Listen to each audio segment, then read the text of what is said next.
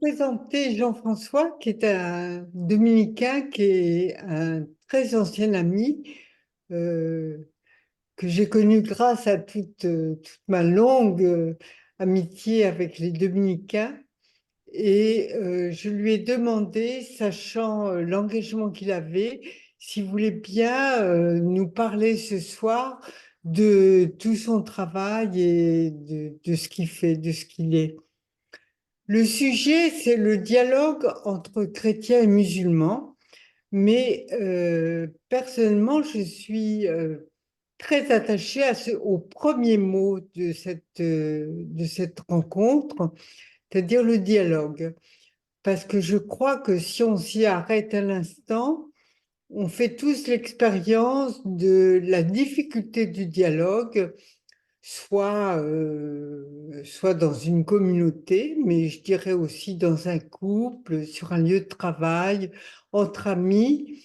Très souvent, les dialogues sont difficiles ou sont une grande conquête. C'est pas une suite de monologues, c'est pas une petite. Donc, j'espère ce soir que non seulement on va peut-être mieux comprendre la situation et le rapport entre les chrétiens et musulmans, mais aussi qu'on va mieux découvrir toute l'ampleur, la richesse, les défis d'un dialogue, tout ce que cela demande.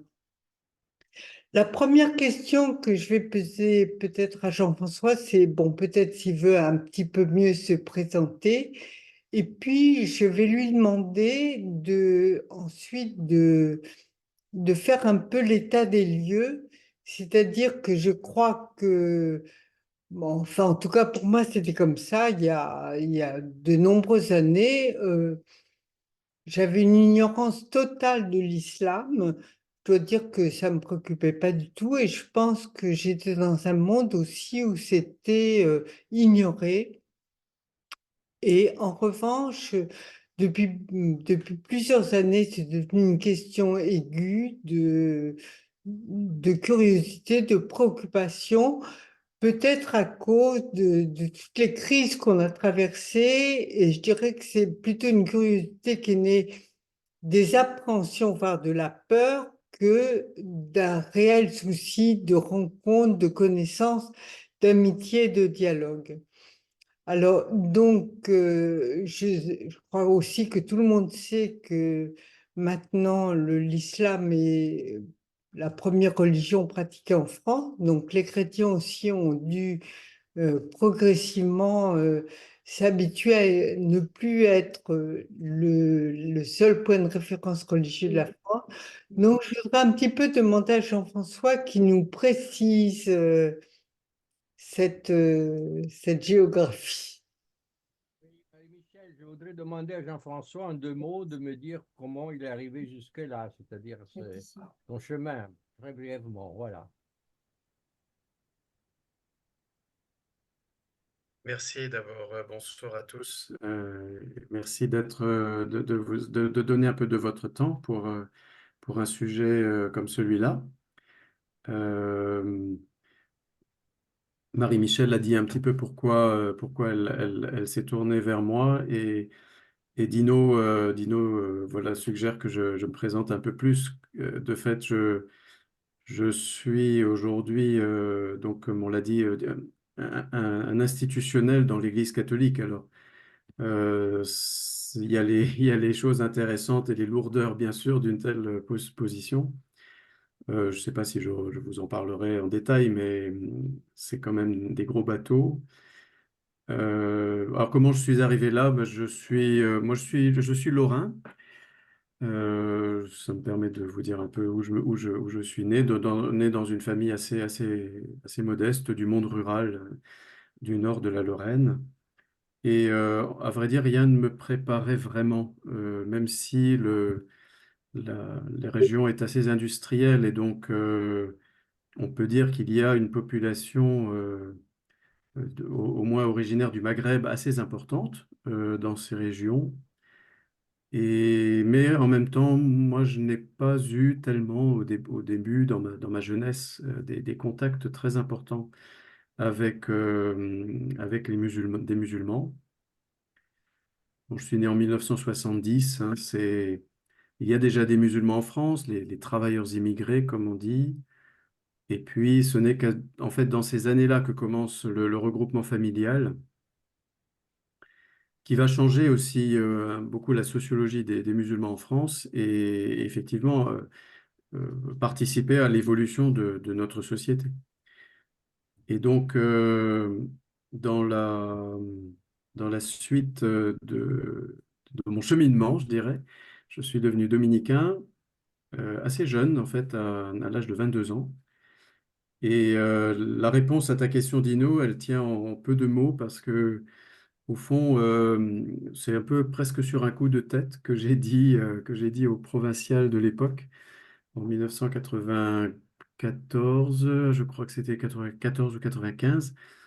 Je lui ai dit, enfin, il a posé la question, y a-t-il des frères, des jeunes frères dominicains qui seraient prêts à investir de leur temps, à apprendre l'arabe pour voir comment nous pouvons soutenir notre communauté au Caire? Et j'ai dit, un peu sans réfléchir, je vous l'avoue, j'ai dit oui. Bon, j'ai dit oui aussi parce que je rentrais d'une coopération, hein. Je rentrais d'une coopération en Égypte. Donc, c'était pas non plus totalement sans fondement. À ce moment-là, j'avais dû faire ce temps-là de la coopération et j'avais passé 2 ans. Et quand le frère Eric, pose cette question, j'étais déjà tombé amoureux de l'Égypte. Donc, amoureux voilà, de cette culture très différente pour moi. C'était une grande découverte, une immersion déjà. Et voilà, c'est un petit peu un coup de foudre, peut-être, ça vous paraîtra peut-être un peu sentimental, mais pour moi, ça participe quand même justement de ce qui en nous peut, comment dire, fonder la relation et le désir de se connaître mieux. Il y a une part d'émerveillement, si vous voulez. En fait, dans mon histoire, il y a une part d'émerveillement. euh, qui va un peu avec la fascination aussi peut-être, mais ça a été voilà, une grande expérience, très fondatrice. Alors j'ai dit oui, et puis j'ai fait ma formation comme jeune frère dominicain avec les aspects de philosophie, de théologie, et très vite, donc je me suis mis à l'arabe déjà en France, et en 1998, j'ai donc été envoyé au couvent du Caire. Les dominicains français avaient fondé ce couvent dans les années 30. Initialement pour aider surtout l'école biblique de Jérusalem, parce que quand on travaille la Bible, on doit plonger un peu dans l'histoire de l'Égypte ancienne quand même beaucoup, sans doute. Et, euh, et le couvent du Caire a commencé à abriter, à partir du début des années 50, un institut de recherche fondamentale sur l'islam. Voilà, l'islam, religion et culture, pour le dire simplement, et surtout l'islam à partir de ses sources. Et c'est comme ça, donc en 98, je pars pour le Caire d'ailleurs avec deux autres frères, le frère Jean Druel et le frère René Vincent du Grand Launay, qui arrivait lui d'Irak à ce moment-là déjà. Et nous avons essayé d'imaginer, avec les frères qui vivaient déjà là, et puis certains que vous connaissez peut-être, ceux qui parmi vous fréquentent peut-être le couvent Saint-Jacques à Paris, des frères comme Régis Morlon, voilà, et on a essayé d'imaginer ensemble la renaissance, enfin, ou la poursuite du travail. Et c'était enthousiasmant, c'était plein de défis, parfois très lourds aussi. Mais voilà un petit peu comment ça s'est passé. Et donc, mon histoire ensuite fait qu'en 2008, je suis appelé à rentrer en France. Euh, et à ce moment-là, à mon retour en France, l'Église de France, l'Église catholique de France, a déjà un service depuis 1973 pour les relations avec les musulmans, qu'on appelait le SRI, le SRI, Service pour les relations avec l'islam. Et quand je rentre en France en 2008, il se passe quelques mois et ce service vient me chercher, en fait, et me dit, bah, tu as fait de l'arabe, tu as étudié l'islam, nous avons besoin aussi un peu d'aide. Et j'ai donc intégré à ce moment-là, à l'époque, comme adjoint, je vais dire, ce service de la Conférence des évêques de France, dont je suis aujourd'hui le directeur. Donc c'est un service, voilà, c'est pour répondre un peu à ta question, Dino. Et pour finir peut-être les présentations, je dirais qu'aujourd'hui je réside normalement à Strasbourg. Je ne suis pas d'abord parisien. Je réside à Strasbourg depuis 5 ans parce que je dirige aussi à Strasbourg une petite organisation fondée par les Dominicains en 2005 avec l'Église diocésaine de Strasbourg qui s'appelle Démocratie, construction européenne et religion. Et cette organisation, depuis 2005, donc, essaye d'analyser, d'observer, de réfléchir à l'évolution de nos sociétés européennes et de voir comment dans la culture européenne, dans les cultures européennes, justement les religions, pas seulement le christianisme, mais les religions peuvent contribuer à notre vie citoyenne, en fait, à la vie citoyenne.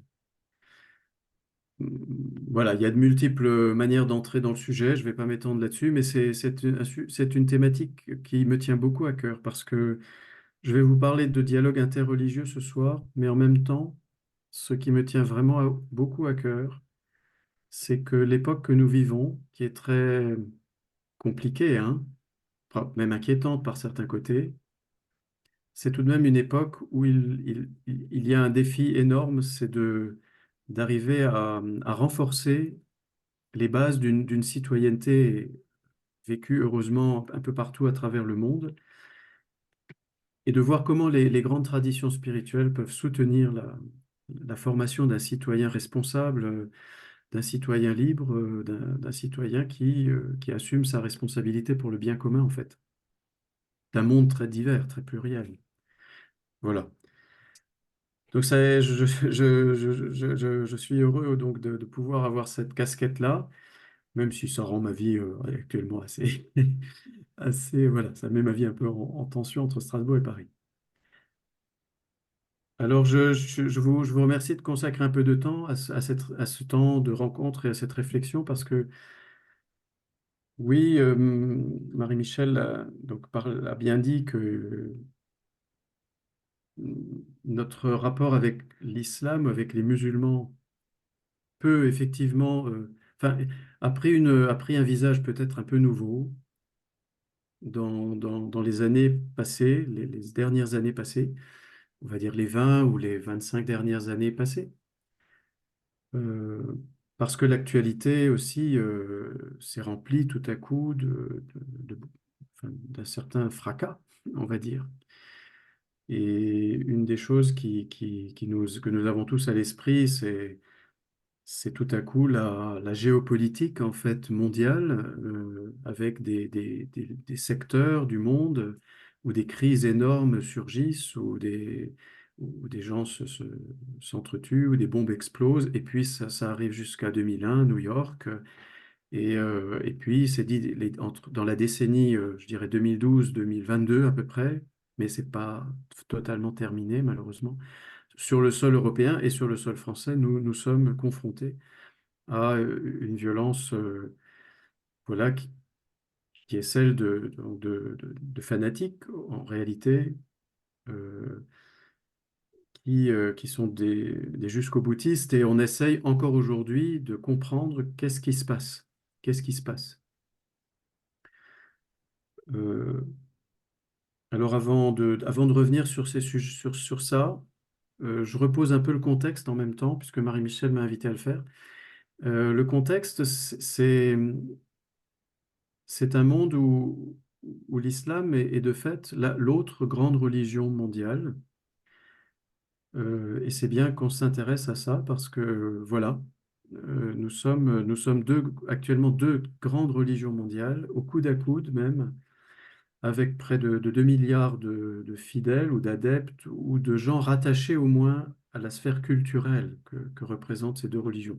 d'un côté le christianisme, avec dans sa diversité, et puis l'islam, avec aussi sa diversité. Et les projections disent qu'en 2050, nous serons vraiment au coude à coude avec à peu près 30% de chrétiens dans la population mondiale et 30% de musulmans. Ça fait 60% de la population mondiale en tout. C'est dire que nous avons un défi important. Euh, voilà, nous ne pouvons pas faire sans ces deux aspects de la culture mondiale déjà. Et moi, enfin, je pense que c'est une des raisons qui explique assez bien l'engagement, par exemple, du pape, des papes, je devrais dire, mais du pape François en particulier ces dernières années, qui a fait pas loin en fait, qui a fait en fait une quinzaine de voyages depuis 2013 en direction de leaders musulmans de rang enfin, de rang mondial, de rang assez élevé, sans compter les gens qu'il a reçus au Vatican et un certain nombre d'émissaires du Saint-Siège qu'il a envoyés justement à la rencontre aussi des responsables musulmans. Donc, c'est un gros investissement, au moins déjà dans l'Église catholique. Et vous avez peut-être suivi un peu, mais on voit bien que le pape François est soucieux de parler à des partenaires. Et il met beaucoup en avant aussi la question de la citoyenneté, d'ailleurs. Et je pense il est très conscient, lui et un certain nombre de gens autour de lui, sans doute, que ce partenariat est essentiel.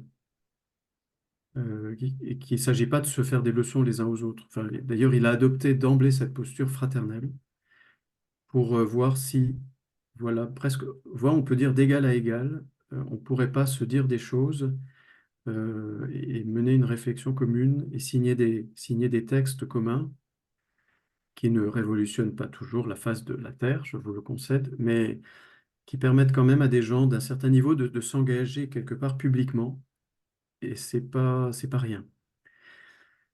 Voilà, et ce partenariat, je dirais volontiers que François n'est pas le premier à le voir comme une cause essentielle pour l'avenir du monde, de la planète. En fait, Benoît XVI, qui a pourtant laissé un souvenir un peu mitigé sur les relations islamo-chrétiennes, avait vu dès 2005, il prononce un discours. C'est pas celui, le fameux de Ratisbonne, c'est un peu avant d'ailleurs. Il dit le dialogue entre les chrétiens et les musulmans n'est pas du tout une option, en fait, passagère dans nos choix. C'est une nécessité vitale dont dépend en grande partie notre avenir. Il dit ça comme ça. Une nécessité vitale dont dépend en grande partie notre avenir. Et donc Benoît XVI, déjà, voilà, avec son côté qu'on connaît, en tous les cas, il est assez cash déjà là-dessus. Après, il va travailler à sa façon à lui, d'intellectuel, de théologien, et donc ça va causer la crise de Ratisbonne en 2006, mais qui n'est pas sans intérêt d'ailleurs, parce qu'elle a un petit peu posé les termes en même temps d'un enjeu très important quand on parle des religions mondiales aujourd'hui, c'est justement la possibilité d'articuler la foi et la raison.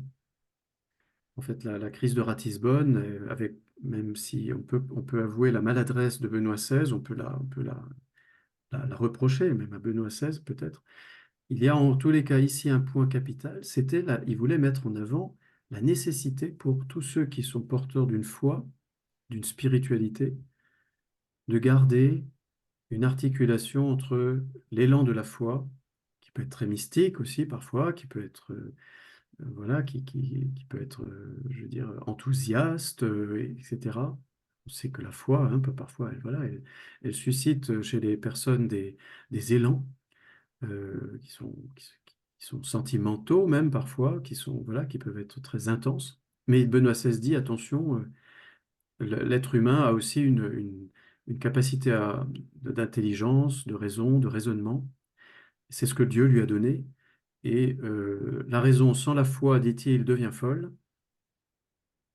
Et la foi sans la raison devient folle aussi.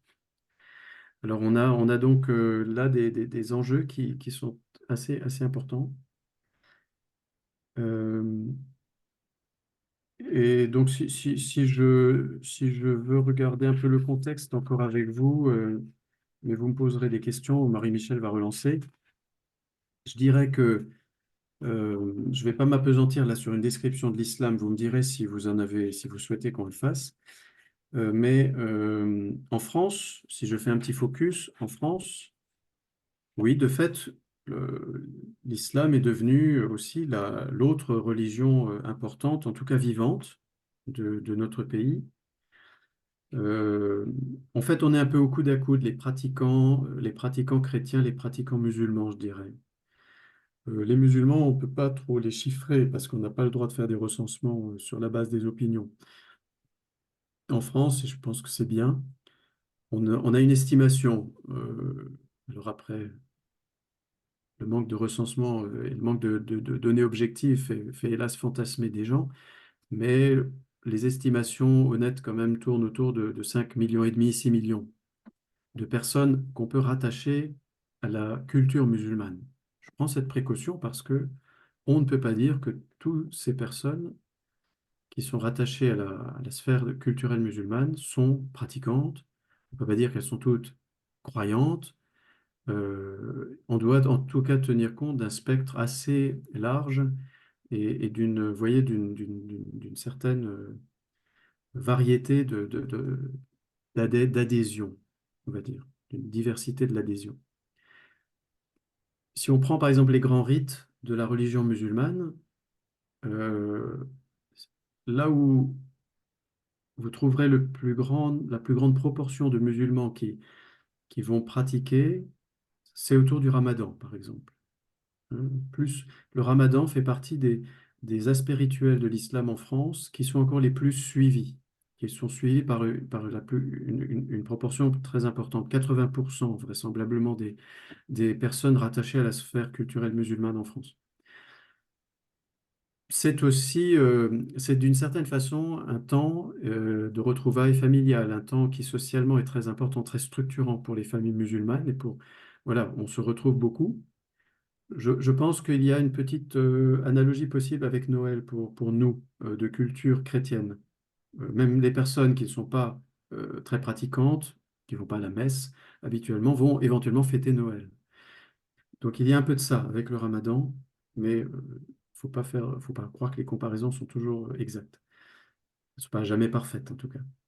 Et puis les, les, les pratiques ensuite qui vont être par exemple la pratique la moins suivie, la moins suivie ou celle qui sera suivie par la proportion la plus faible de musulmans en France, ce sont les 5 prières en fait, étrangement. Alors que c'est souvent là-dessus qu'on va se focaliser. Mais voilà, on est autour de 15-18% de musulmans en France, de musulmans de la sphère culturelle islamique, qui font les 5 prières. Donc on doit un petit peu tenir compte de ça. Euh, le fait est que sociologiquement, néanmoins, il y a toujours aujourd'hui un dynamisme de cette partie de la population. Jérôme Fourquet, dans une étude, donc c'est un de nos sociologues en France, de bon niveau, très crédible, nous rappelle que voilà, c'est une étude là qui est sortie il y a 3 ans, si je me souviens bien. Un nouveau-né sur 5 porte en France un prénom le rattachant culturellement à la culture arabo-musulmane, de fait. Donc sur les prénoms, on a cette visibilité, un nouveau-né sur 5. Donc c'est une proportion importante, hein. Et ça veut dire aussi que pour nous, culturellement, il s'agit vraiment de penser une société française avec cette réalité. Euh, on peut aussi dire, voilà, c'était disons 1% en 1960. En 2020, on a environ 2800 mosquées et lieux de culte musulmans, donc qui ont pignon sur rue, qui sont ouverts, qui sont officiellement établis, de taille très variable, hein, je vous le concède, de taille très très variable. Mais c'est aussi cette répartition sur le territoire français nous montre qu'il y a une diffusion, vraiment, y compris en milieu rural aujourd'hui, d'une population musulmane qui s'enracine, qui est enracinée. Et la vérité, c'est que pour ce qui est des catégories socio-professionnelles, nous trouvons aujourd'hui des personnes de cette sphère, je continue à parler de sphère culturelle plutôt, mais qui se trouvent dans toutes les catégories socio-professionnelles. Voilà, nous avons des médecins, nous avons des techniciennes de surface, des aides-soignantes, des aides-soignants, nous avons des infirmières, il y a des gendarmes, des policiers, des militaires, voilà. Et il y a encore, disons, peut-être une situation de rattrapage à ce niveau-là dans les catégories socio-professionnelles, parce que on n'a pas la même proportion de cadres dans cette population-là qu'on en a dans la population qu'on va plutôt désigner comme plutôt de type européenne sur le territoire français. Mais en tous les cas, donc, on avance peu à peu. Voilà. La réalité, c'est aussi donc. Je viendrai sur le dialogue, bien sûr, hein, Marie-Michel, tu vas me repousser, tu vas me pousser vers ça. La réalité, c'est celle à laquelle j'ai fait allusion, c'est la période très dure hein, qu'on a vécue dans la décennie 2010. Alors, l'angoisse ne commence pas là en France. Déjà, on est très secoué par les attentats du 11 septembre 2001 à New York. On sait tout ce que ça a déclenché, de renversement, de déstabilisation ensuite de l'Irak, du Proche-Orient. C'est quand même là que sont les racines de la naissance de Daesh aussi. C'est-à-dire le renversement du régime irakien a provoqué un trou d'air en Irak et un désir de revanche à cause de la politique américaine en Irak, en fait. Et ce désir de revanche a produit Daesh, qui s'est ensuite tourné contre nous dans la suite. Et donc, c'est donc aussi l'ambiance que nous vivons depuis 20 ans et qui fait que nous sommes devant le grand défi aujourd'hui de savoir qu'est-ce qu'on fait pour, euh, pour bien analyser ce qui se passe, pour bien aussi dialoguer ou avoir des relations avec les musulmans, les autorités musulmanes éventuellement, parce qu'on constate avec cette poussée de violence djihadiste qu'il y a, comment dire, des, des argumentaires dans la tradition musulmane. C'est pourtant, voilà, c'est étudié de façon plus approfondie encore aujourd'hui, qui peuvent encourager des choses comme ça, mais il y a plus que ça.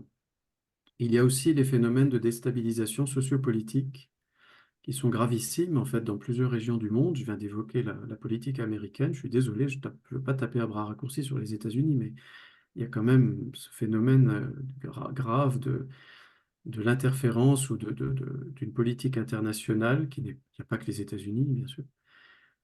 Mais il y a des phénomènes donc de déstabilisation, il y a des phénomènes aussi de- qui sont liés à la décolonisation, au retard pris dans certaines sociétés qui n'ont toujours pas certaines enclenché ou démarré les processus de vraie modernisation de leurs institutions, de leurs économies parfois même. Et puis, il y a un phénomène contemporain que je trouve intéressant, que j'ai vu sous la plume de Hugo Micheron. Hugo Micheron, c'est l'un de nos très bons analystes aussi, donc un très scientifique, sociopolitologue de haut niveau, spécialiste de géopolitique. Il a publié un livre sur justement le phénomène Daesh, avec une analyse très fine, hein, là, il y a 2 ans à peine. Et lui dit, il y a quelque chose à observer, c'est la recrudescence d'un millénarisme en fait au plan mondial. Le millénarisme, je pense que vous voyez peut-être un peu ce que c'est. Il y a eu dans l'histoire, de toute façon, des poussées millénaristes, c'est-à-dire des phénomènes où la société, tout à coup, rentre dans une sorte de- d'anxiété et elle croit, ou des groupes importants dans la société croient que c'est la fin des temps. C'est ça les poussées millénaristes. Tout à coup, on croit que c'est la fin des temps, que c'est le grand soir bientôt. Et Hugo Micheron a analysé le phénomène du djihadisme aussi dans l'islam à partir de cette clé de lecture qui est assez pertinente en réalité. Et il dit aujourd'hui, elle est aussi pertinente pour lire, par exemple, ce qui se passe en Israël avec le développement au plan des acteurs politiques de la société israélienne d'un suprémacisme juif, puisque dans le gouvernement de M. Netanyahou, il y a des suprémacistes qui donc sont des ultras, si vous voulez, du grand Israël, voilà, d'une mise en place d'un État juif qui couvre effectivement tout le territoire du grand Israël biblique, ce qui suppose des portions de la Syrie même aujourd'hui. Et on voit aussi ce développement dans une autre catégorie, ce sont les évangéliques, qui sont là une des religions mondiales qui se développe le plus vite aujourd'hui. Il y a 600 millions d'évangéliques dans le monde actuellement. Les évangéliques sont une catégorie de chrétiens plutôt liés à ce qu'on pourrait appeler le phénomène du réveil dans le monde chrétien, c'est-à-dire ces phénomènes où, à un moment donné, si vous voulez, des croyants se sentent, ont l'impression que sensiblement, ils ont une connexion assez directe avec Dieu et ils décident de le vivre à fond. Et se créent aujourd'hui, donc, à partir des églises évangéliques, des méga-églises évangéliques, parfois qui créent des temples pour 2000, 3000 personnes, et qui sont aujourd'hui parmi les soutiens de Donald Trump, et qui le voient comme un messie, qui en parle comme un messie, c'est-à-dire quelqu'un qui va sauver, vraiment sauver, parce que Dieu l'a désigné pour ça, la culture occidentale, la morale, disons, traditionnelle, on va dire, de la famille traditionnelle. Et ces poussées millénaristes seraient probablement très intéressantes à explorer un peu plus. Mais je vais m'arrêter là pour parler un peu plus du sujet, peut-être selon les désirs de Marie-Michel. Ben, dans toute cette complexité, maintenant, moi, je suis curieuse que tu nous donnes peut-être quelques petits exemples de ce qu'est la pratique du dialogue, comment ça se met en œuvre. Euh, Tu as Ok, parlé de l'engagement avec les évêques de France. Bon, de quoi on ignore tout de ça. ok. J'espère que c'était pas trop compliqué ce que je viens de vous raconter, mais bon, c'était un peu pour poser vous avez compris, hein, je pense, un paysage. Euh, bon, vous savez, quand on commence à parler de dialogue islamo-chrétien, c'est vrai qu'on se retrouve avec une histoire longue aussi de relations en dents de scie. On va dire ça comme ça. L'islam est une religion qui naît au 7e siècle. Euh, c'est devenu une grande religion. Et au cours de son histoire, dès le début, il y a eu des contacts, c'est assez clair, et puis c'est de toute façon bien étudié, même par les historiens aujourd'hui. Il y a eu des contacts avec des chrétiens. On pense qu'ils étaient de différentes catégories, ces chrétiens. Ils étaient peut-être pas tout à fait tous sur les mêmes, n'avaient peut-être pas tous l'adhésion au même dogme parfaitement comme nous. Mais en tout cas des chrétiens qui confessaient Jésus, Jésus Sauveur au moins. Euh, et d'après la tradition musulmane qui nous rapporte des choses, il y a sûrement d'ailleurs du vrai, il y a des contacts qui sont assez fraternels, fructueux, plutôt paisibles. Et puis en même temps, donc il y a très vite, semble-t-il, des polémiques dont on a des échos dans le Coran. Alors, ces polémiques sont assez simples à décrire. Ce sont des polémiques qui viennent de l'affirmation musulmane très nette, très profonde aussi, hein, je dirais, très, très entière de l'unicité de Dieu. Voilà, Dieu est vraiment un. Il est le Dieu unique. On ne peut rien lui associer. Il n'y a rien qui peut être mis à son égal, hein, qui peut être mis à son niveau. Il n'a aucun autre, il n'y a pas d'égal pour Dieu. Et donc, il faut faire très attention quand on en parle, quand on parle de lui. Euh, et donc, même par la vie, il faut faire en sorte de vénérer, de respecter cette grandeur du Dieu unique qui n'a point d'égal. Alors, quand les chrétiens vont commencer à parler de Jésus, de sa vie au milieu des hommes, voilà, du fait qu'il est né d'une femme, etc., et qu'il est Dieu, vous voyez, ça rentre assez vite c'est le choc, quoi.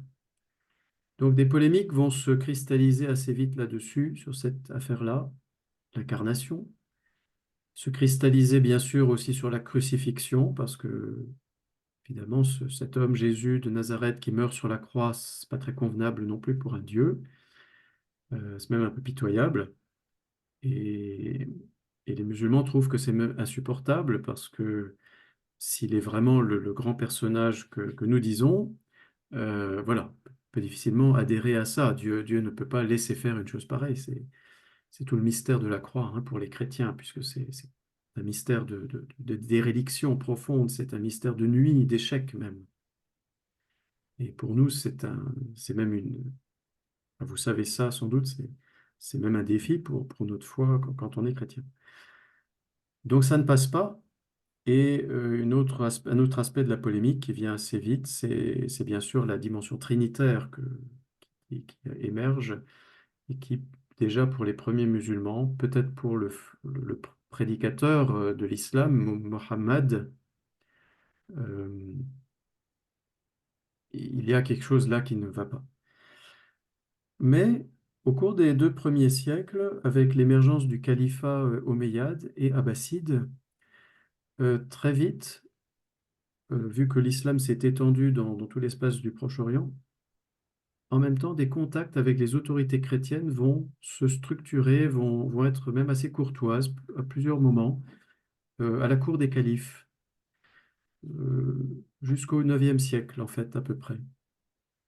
On peut dire que ce sont des sortes de débats, si vous voulez, mais c'est courtois. On échange entre gens de la bonne société même. On invite à la cour des califes des patriarches, des évêques. Voilà, on les fait parler. On amène des penseurs musulmans qui parlent en retour. Bon, il y a des choses qui se passent plutôt bien. Euh, les chrétiens sont encore assez globalement majoritaires, en fait, à ce moment-là, au Proche-Orient. Ils le sont probablement jusqu'au Xe siècle, dans tous ces pays. Petit à petit, cependant, la civilisation dirigée par des califes musulmans et des sultans musulmans, euh, étant donné sa politique, on va dire, fiscale et militaire aussi, met les chrétiens sous pression parce qu'il y a des avantages pour les musulmans dont ne jouissent pas les chrétiens, notamment d'un point de vue fiscal, et cette pression commencer à provoquer déjà assez vite, au 9e siècle, en tous les cas, plus fortement déjà, si vous voulez, une motivation pour devenir musulman. Vous serez peut-être surpris que je dise pas l'islam s'est développé par la conquête armée. Ben, c'est que c'est pas si évident de le dire et de l'affirmer de façon totalement enfin, globale et universelle. Oui, il y a une émergence donc jusqu'à l'Espagne très vite pendant le 1er siècle de cavaliers, de soldats musulmans voilà, qui vont jusqu'à l'Espagne. Mais en même temps, on ne massacre pas toutes les populations qu'on rencontre sur son chemin. Les villes ne sont pas toutes conquises par la force. Bien souvent, il y a des négociations qui se mettent en place. Et il y a plutôt un campement en fait de la petite armée musulmane à côté des remparts de la ville. C'est comme ça qu'on fait. Et puis les habitants continuent à vivre leur vie, mais on impose des obligations, voilà, de service, tribut, c'est-à-dire il faut verser un tribut au nouveau maître. Mais le fait est que la conquête a des dimensions variables, hein. Il y a eu des morts, mais c'est pas si global. Il faut dire que les premiers musulmans sont accueillis souvent aussi un peu en libérateurs, hein. Je le précise parce que on l'oublie un peu, mais le Proche-Orient, au début, à l'apparition de l'islam, est un monde un peu exsangue. C'est un monde un peu exsangue où se sont affrontés entre la fin du VIe siècle et le milieu du septième, 3 grands empires, l'empire d'Éthiopie, l'empire perse-sassanide et l'empire romain-byzantin. Voilà. C'est un monde exsangue parce que pendant presque un siècle, ils se sont tellement entretués sur cette région que là, vraiment, il y a eu, il y a il y a des endroits, c'est le no man's land, en fait. Et quand l'islam émerge, avec son discours un peu unificateur, un peu syncrétiste même, par certains aspects, il est un peu accueilli aussi comme une nouvelle ressource d'espérance, hein, probablement. Mais c'est un débat. C'est un débat encore entre les historiens. Alors ensuite, il y a au cours des siècles différentes possibilités, différentes rencontres avec des moments lumineux, si vous voulez. La rencontre entre François et le sultan en 1219 en fait partie. Même si c'est déjà dans un contexte marqué par les croisades depuis déjà plus d'un siècle, qui ont vraiment abîmé aussi profondément l'image des uns envers les autres, et provoqué le développement d'une littérature extrêmement agressive les uns envers les autres. Et cette littérature a fait florès ensuite, c'est encore beaucoup durci. Alors François, quand même, en 1219, effectivement, franchit les lignes militaires au sud de l'Égypte, au sud du delta. Il rencontre le sultan Malik el-Kamil. Il en revient vivant. Et il semblerait que ça se soit passé de la façon la plus courtoise du monde. Il faut dire que ce sultan avait d'ailleurs offert aux croisés qui avaient débarqué sur sa côte, il leur avait offert de leur rendre Jérusalem. Et figurez-vous qu'à ce moment-là, parce qu'il voulait aussi éviter que les croisés marchent sur le Caire, et qui a dit non qui a refusé son offre, c'est le légat du pape. Voilà. Peut-être que François, d'ailleurs, a éprouvé le besoin de faire son geste, peut-être parce qu'il s'est dit, ça va peut-être faire un peu ouais, bouger les lignes. On ne sait pas bien. En tous les cas, il a fait cette démarche. Euh, au, Au XIVe siècle, ce sont des exemples, hein. Vous avez un sultan aussi sur la côte algérienne, à Bougie, l'ancienne ville de Bougie, qui est Béjaïa aujourd'hui. Vous avez un sultan qui écrit au pape pour lui demander un évêque. Il demande un évêque pour les chrétiens qui vivent sur son territoire. Voilà, il y a différents endroits. Je passe sur El-Andalus parce que c'est beaucoup plus connu. Il y a en tout cas des lieux où la convivence va pouvoir se mettre en place. Les Juifs y jouent un rôle aussi, souvent. Voilà, il y a donc des possibilités d'étudier cette question. Je vous invite à lire le livre de John Tolan. Tolan, T-O-L-A-N. C'est un des très bons livres d'histoire qui vulgarise bien les choses. Une nouvelle histoire de l'islam. C'est publié récemment, 3-4 ans à peu près. John Tolan, c'est en français. Et à plusieurs reprises, il fait émerger ces moments de contact entre les deux mondes, hein, le monde plutôt chrétien et le monde plutôt donc arabo-islamique. Mais en même temps, euh, au moins depuis le Xe siècle, on ne peut pas dire que l'ambiance soit plutôt paisible. Elle n'est pas globalement paisible. C'est plutôt l'ambiance d'une confrontation, d'une méfiance réciproque. Les croisades y sont pour quelque chose, mais aussi ensuite, on va dire, euh, la politique plutôt le choc d'abord entre les Mamelouks, qui sont une catégorie donc de dynastie musulmane entre le XIIIe et le XVIe siècle.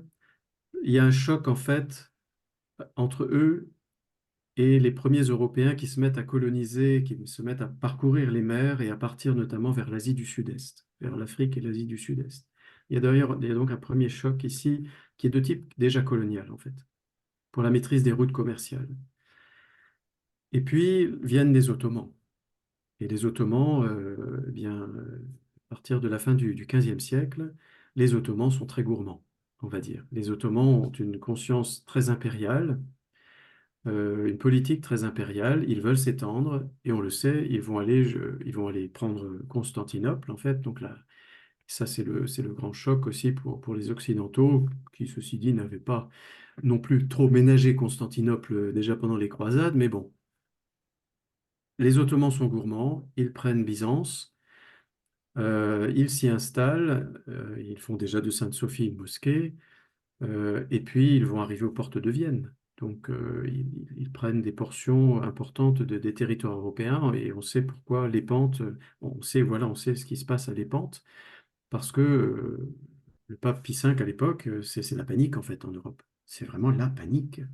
C'est-à-dire que les Ottomans, on ne sait pas où ils vont s'arrêter. Et c'est pour ça qu'il y a une coalition, le pape provoque une coalition et c'est la bataille de Lépante. Et alors voilà, on a dit que c'est la Sainte Vierge qui a sauvé la situation. Mais en tous les cas, on entre vraiment dans un contexte, dans des logiques très graves.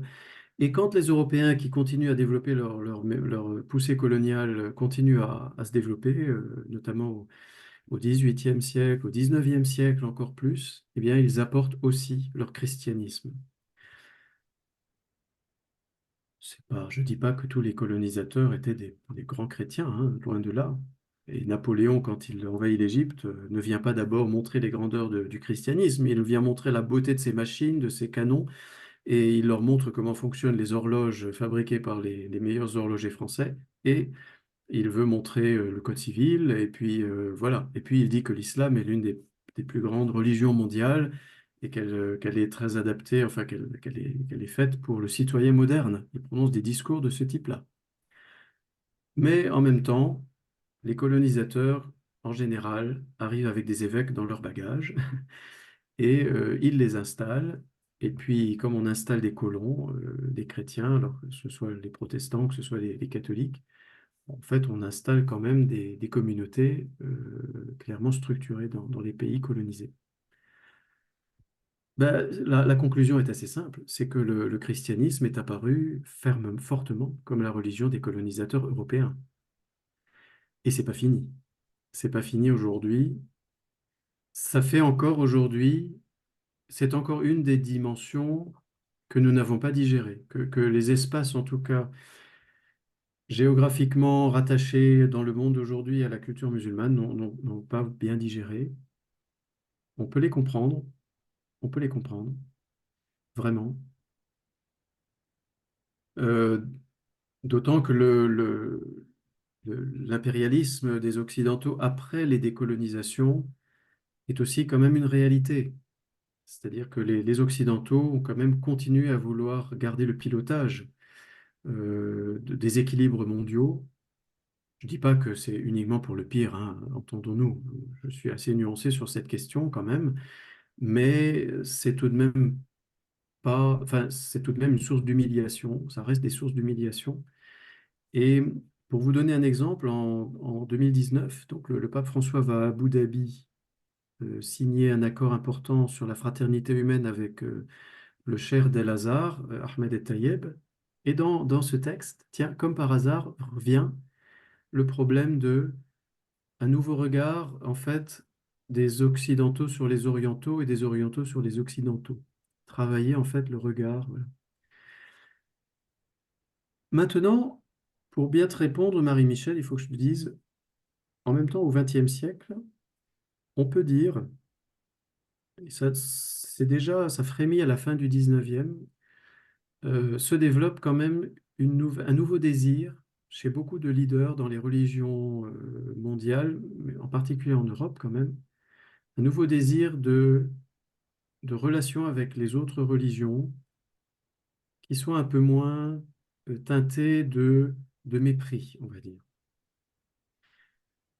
Et l'une des raisons de ça, je vous la fais courte, c'est aussi que les historiens et les archéologues, pendant le XIXe siècle, mènent des travaux tout à fait remarquables, et ça joue un rôle très important pour les théologiens, chrétiens notamment. C'est qu'on découvre, enfin, on découvre pas l'archéologie, on découvre pas les trésors antiques, mais les études scientifiques du XIXe siècle montrent que les religions des peuples anciens, déjà les religions païennes, ont soutenu des civilisations brillantes, mais très brillantes, et où il faisait bon vivre, où une certaine prospérité, un art de vivre existait. Et à la fin du XIXe siècle, les théologiens sont un peu, si vous voulez, interpellés par les historiens, les archéologues ou par leurs travaux, parce que on découvre que même le paganisme et certaines religions païennes on ne peut pas dire tout de même que si elles ont soutenu des civilisations aussi, aussi brillantes et sont simplement voilà, le produit de l'œuvre du diable. Enfin, c'est comme ça que ça commence. Et c'est comme ça que petit à petit, un nouveau regard commence à être posé. Et chez les catholiques, donc il y a un tournant important au milieu du XXe siècle, qui a été préparé déjà dans la première moitié du XXe siècle par un certain nombre de théologiens. Et au milieu du XXe siècle, on s'aperçoit que effectivement, il faut penser les religions aussi comme étant, disons, le réceptacle d'une certaine grâce divine, d'un rayon de la vérité, comme on dira plus tard, en tout cas de ce que les pères de l'Église, donc des premiers siècles du christianisme, ont appelé les semences du Verbe. Les semences du Verbe, voilà. On a déjà donc chez les auteurs chrétiens des 2 ou 3 premiers siècles l'idée que Dieu, par son Verbe créateur, a déjà universellement en fait habité parmi les hommes, habite parmi les hommes, que donc il a semé ce rayon de vérité. Et au XXe siècle, donc, on s'avance pour les catholiques, en tout cas, vers le Concile Vatican II. Et au Concile Vatican II, on ouvre la boîte de Pandore, en fait. Alors, on l'ouvre aussi parce qu'il y a eu le choc, notamment de la Shoah. C'est un autre élément qu'il faut prendre en compte. À cause de la Shoah, vous voyez comment l'histoire nous pousse, d'ailleurs, hein. C'est important, hein, de voir ça. L'histoire nous pousse. Comme je vous dis, les scientifiques du XIXe siècle, la Shoah, ça me permet de dire que les croyants, les chrétiens, ne peuvent pas toujours s'enorgueillir en disant: «Ah, nous avons renouvelé notre pensée et nous avons compris des choses nouvelles par nous-mêmes.» Il y a eu là des phénomènes historiques importants qui provoquent une introspection, qui provoquent aussi l'obligation de réfléchir d'une manière nouvelle, de renouveler notre façon de penser, comme disent d'ailleurs, comme dit Saint Paul, je crois, si je me souviens bien. Et au moment du Concile Vatican II, le choc de la Shoah provoque les catholiques à se dire: bon, mais est-ce qu'il ne serait pas intéressant, important, que nous analysions comment nous avons parlé des Juifs au cours de notre histoire et si nous n'avons pas aussi déposé dans le cœur des Européens au moins un tel mépris pour les Juifs que, eh bien, au moment où le nazisme surgit, au moment où le nazisme veut pulvériser les Juifs, eh bien, quelque part, on n'a pas été capable de se lever vraiment massivement pour dire non. Des chrétiens se sont levés, mais massivement, non. Ou des gens de culture chrétienne. Alors, c'est parmi les chocs du XXe siècle, et l'ouverture de cette réflexion sur le judaïsme fait que euh, on s'aperçoit que si on commence à renouveler notre regard sur le judaïsme, dont on a dit pendant des siècles qu'il est mort, qu'il ne sert plus à rien, qu'il est caduc, qu'il doit être remplacé par la nouvelle alliance en Jésus-Christ, si on est capable tout à coup de dire, comme dit saint Paul d'ailleurs dans l'Épître aux Romains, les dons de Dieu sont sans repentance, c'est-à-dire Dieu reste fidèle à son alliance, donc les Juifs sont toujours aimés de Dieu, toujours chéris par lui, toujours bénéficiaires de cette grâce d'alliance et donc toujours témoins aussi de cette alliance. Et donc ils sont validement des croyants ou des héritiers d'Abraham que nous devons respecter en qualité de témoins de cette alliance pour aujourd'hui encore. Est-ce que nous ne devrions pas aussi nous interroger sur ce que nous disons des croyants dans toutes les religions? Parce que il y a quand même une pensée chrétienne de l'Esprit Saint et l'Esprit de Dieu, voilà, aussi répandu sur toutes les nations, voilà, et du travail de la grâce de Dieu dans le cœur des hommes. On repart donc ici aussi encore une fois sur les semences du Verbe. Alors, je termine en vous disant, dans le monde français catholique, ce qui se passe, c'est que petit à petit, donc les catholiques, d'abord, au moment du concile, sont souvent très heureux de cette ouverture d'un dialogue avec le monde, hein. Je crois que c'est une réalité, je pense, même s'il y a eu des poches de résistance quand même, mais puis des chocs dans les changements. Mais il y a un certain bonheur de vivre une nouvelle façon d'être avec le monde, qui est une manière d'être en dialogue, pas d'abord avec toutes les religions d'ailleurs, avec tout le monde. Et cette posture de dialogue permet, en tout cas en France, le développement aussi d'une nouvelle manière de, de travailler avec les athées, avec les personnes qui sont donc déjà des agnostiques, et puis viennent ensuite et puis les juifs en particulier. Donc des groupes de dialogue se sont créés, des groupes qui sont très structurés, hein, les amitiés judéo-chrétiennes par exemple. Et puis avec l'arrivée des musulmans, euh, comme je vous disais, donc d'une part beaucoup de paroisses et beaucoup de congrégations religieuses dans les années 50 déjà, avec les travailleurs immigrés du Maghreb, ont offert leur aide par esprit de solidarité déjà, de solidarité de, en fait, humanitaire, je dirais. Et puis ils se sont intéressés d'une façon plus ouverte à cause du concile, évidemment, qui vient dans les années 60, à la religion de ces gens. Et les musulmans aujourd'hui disent, les vieux musulmans disent, ah, on se souvient encore de ces paroisses catholiques en France qui nous ont prêté des salles pour les ruptures du jeûne du Ramadan, pour la fête de l'Aïd. On se souvient de ces religieuses qui venaient nous visiter à la maison, dans les bidonvilles parfois aussi, parce qu'il y a eu ces situations en France, et qui venaient soigner nos plaies, qui venaient nous consoler quand on n'avait pas encore nos familles en France. Donc il y a une mémoire assez profonde de ça dont on entend encore parler chez les plus âgés. Bien sûr, ensuite, avec l'installation des musulmans en France, on se retrouve, nous catholiques, avec la nécessité de mieux connaître l'islam comme religion. Et c'est pourquoi, à partir de 1973, donc les évêques se donnent un service, et donc ils vont encourager petit à petit chaque diocèse à nommer même un délégué diocésain, un délégué de l'évêque, pour entrer en relation avec les musulmans, pour aider même les catholiques de leur diocèse à vivre des sessions de formation, à vivre des temps de rencontre, donc aller se rendre visite, se connaître les uns les autres. Voilà, trouver des moments où on peut mieux se fréquenter.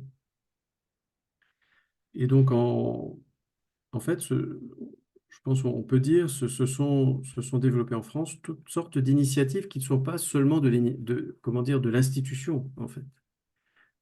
Les évêques, les délégués diocésains n'ont pas tout fait, bien au contraire. Ils ont souvent été plutôt des stimulateurs, des associés. Ils ont un rôle un peu de vigilance aussi parfois. Mais de tous côtés, je vais te citer un exemple, le Secours catholique, par exemple. Secours catholique, très tôt, fait des choses. Dès que la solidarité se met en place, il y a aussi des moments de relations interreligieuses qui se greffent là-dessus.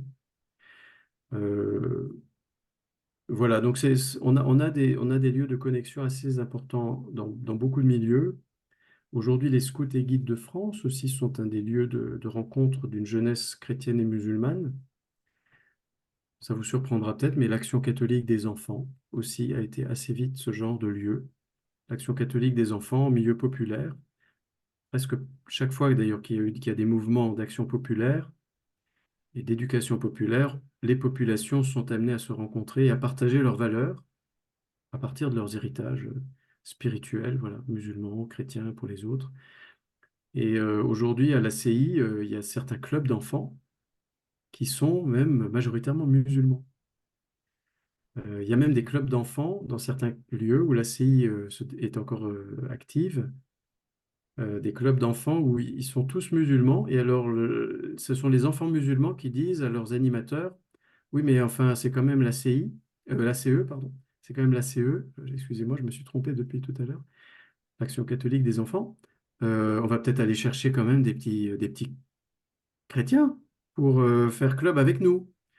Donc il y a des endroits où les clubs d'ACE sont même voilà, un peu d'abord des clubs d'enfants et vont chercher des enfants chrétiens dans ces quartiers populaires, là où ils en trouvent. Bon, ce sont des exemples. J'apprécie aussi en ce moment quelque chose que j'observe, c'est l'expérience de Thésée, l'initiative prise par Thésée. La communauté a commencé depuis quelques années à provoquer au mois de juillet un rassemblement pour 150 jeunes à peu près, chrétiens et musulmans. Et alors ils viennent de toute l'Europe, c'est pas que des Français. Mais donc leur projet, c'est justement de vivre ensemble à la façon de Thésée. Et un des aspects intéressants de ça, c'est que les jeunes musulmans qui participent à ces rencontres de Thésée disent souvent, ah tiens, ben, nous sommes heureux d'avoir rencontré des chrétiens qui prient. Et c'est une des dimensions importantes de l'affaire parce que euh, les musulmans sont heureux en fait, souvent de rencontrer des croyants. C'est la vérité. Ils sont même plutôt mal à l'aise quand ils sont mal à l'aise avec l'incroyance, avec l'athéisme notamment. Et c'est vrai ils sont souvent heureux que nous soyons pas trop dans la discrétion, en fait, aussi sur notre foi. Et c'est une réalité aujourd'hui que je suis amené à mettre un peu plus en avant, pour tout vous dire, parce que comme délégué national des évêques pour les relations avec les musulmans, avec ces réseaux, ces différents réseaux de catholiques ou de chrétiens, parce que je collabore aussi avec les protestants, parfois, j'étais à la Fédération protestante de France ce matin, on s'aperçoit que euh, même si c'est par souci et c'est important, hein, pas de délicatesse, et c'est important la délicatesse, si c'est par souci de, de bien respecter son interlocuteur, ça reste quand même plutôt un manque en fait dans la relation avec des musulmans, surtout qui sont croyants ou qui portent au moins une certaine adhésion à leur foi musulmane. C'est important pour eux d'avoir un jour entendu que le chrétien qui parle et qui est croyant aussi les dit ou les exprimé. Et ça joue un rôle en fait dans la structure, dans la structuration et le progrès de la relation. Et voilà, et donc on a ce retour intéressant. Et pour finir, et vous pouvez me poser vos questions, je pense que au XXe siècle et jusqu'à aujourd'hui, chrétiens et musulmans dans le monde, nous ne nous sommes jamais autant parlé, en fait. Je crois que nous ne nous sommes jamais autant parlé, nous n'avons jamais eu autant d'outils pour essayer de mieux nous connaître, d'initiatives d'institutions, d'initiatives de leaders. Je pense que le 20e et le début du 21e siècle sont très riches de ce point de vue-là. Donc il y a aussi un sillon qui a commencé à se creuser. Il est encore jeune. Voilà, je vous disais avant, dans l'histoire, il y a eu des moments de lumière, mais c'était globalement quand même plutôt un peu la confrontation. Je dis pas que la confrontation est terminée. Je dis juste que on n'a jamais développé autant d'outils et de possibilités d'aller plus loin. Et la question, c'est qu'allons-nous en faire? Qu'est-ce qui reste à faire? Parce qu'on est un peu au milieu du gué aussi. Euh, et avec le retour des identités, des phénomènes identitaires, avec peut-être des millénarismes, comme je disais tout à l'heure. Vous voyez, parce que le millénarisme, il a ce danger que quand on est un peu dans cette ambiance, c'est la fin des temps, mais moi j'ai la vérité et je vais vous dire ce qui va vous sauver devant le désastre qui vient. Ah bah oui, bah là, vous comprenez tout de suite pourquoi il se développe toutes sortes d'attitudes extrêmement intolérantes, voire violentes. Ce sont des poussées apocalyptiques, en fait. Ce sont des tendances même. Et donc, cette poussée identitaire qu'on voit aujourd'hui à travers, dans différentes sphères, dans différents aussi espaces géographiques du monde d'aujourd'hui, parce que la mondialisation nous a beaucoup éprouvé, qu'on a peur en fait de se dissoudre les uns et les autres, partout, un peu partout, un peu partout. C'est les États-Unis, c'est le Brésil de Bolsonaro, en fait, c'est, je pense, en Asie aussi, des phénomènes en Inde, avec le nationalisme hindou, c'est la crainte de se dissoudre. Et donc, ces poussées identitaires qu'on constate aussi dans nos pays, peuvent nous faire craindre que tout ce que nous avons commencé à essayer de construire, voilà, soit un petit peu euh, fragilisé. Et je vous cache pas mon inquiétude, mais je vous dirai pas non plus qu'on va baisser les bras. Je ne vous dirai pas non plus qu'il faut tout abandonner. Mais ce sont donc les grandes questions que je me pose aujourd'hui. Et je souffre beaucoup, et c'est ça mon dernier mot là sur cette question, je souffre beaucoup de la politisation que je constate, je ne suis pas le seul, la politisation que je constate aujourd'hui de tout ce qui a trait à la religion. Et c'est un peu un phénomène, c'est pas juste un phénomène en France, c'est un phénomène un peu général, je trouve. Il y a un retour de la politisation du phénomène religieux, de la politisation. Il y a en tout cas des acteurs politiques qui ont vu, qui voient dans le monde d'aujourd'hui tout l'intérêt qu'il y a à se loger ou à mobiliser une énergie qui vient de la solidarité entre des croyants, qui vient si vous voulez, de la possibilité pour des adeptes d'une religion de faire corps. Et l'Inde, par exemple, pour sortir un peu de la sphère juste musulman, chrétien, etc., l'Inde aussi vit ce phénomène très fortement. Narendra Modi fait fond là-dessus. Et c'est grave parce qu'on entend des échos de la discrimination et parfois aussi des poussées de violence en Inde contre les musulmans, contre les chrétiens qui sont gravissimes, hein. Euh, et donc, c'est aujourd'hui, vous voyez, c'est ma question. Voilà un peu où je pense que nous en sommes, mais il y a encore beaucoup, il y aurait beaucoup plus à dire. Et je m'interroge sur la manière dont nous allons construire la suite, quoi. Voilà.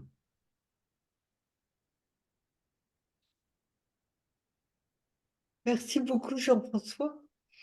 Euh, je reste un peu sur ma faim Alors dis-moi, oui, par pourquoi? rapport. Oui, non, c'est-à-dire que je me demande comment cet énorme travail euh, que vous faites, qui était peut-être un travail de fourmi, mais pas uniquement, euh, arrive à influencer l'opinion publique, si tu veux. Je suis quand même surprise, enfin surprise, inquiète par des choses que tu as notées sur le, le rejet des immigrés. Donc avec tout ça, on en parle, l'islam avec tout ça, et comment il y a il y a beaucoup de signaux de cette crainte de l'autre et de pas vivre.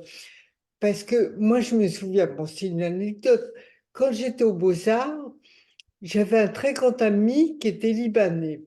Il me racontait, après, il a eu une évolution qui était très, très difficile, hein, mais il me racontait que quand il était jeune, dans son village, il y avait des chrétiens, des Russes, des Coptes, etc., des Juifs, tout le monde vivait très, très bien ensemble.